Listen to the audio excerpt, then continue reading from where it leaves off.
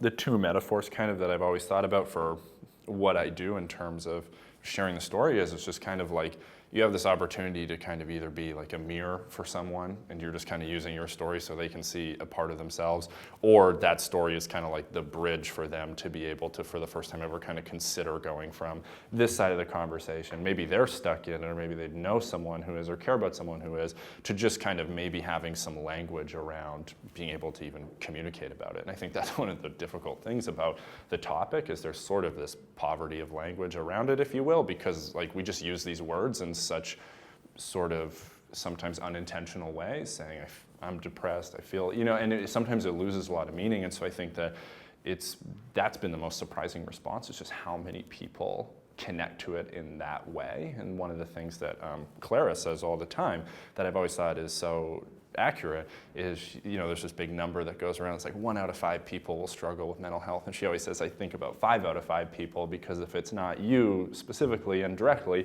then it's someone you care about or someone you love or someone you're connected to or work with or your partner in some way.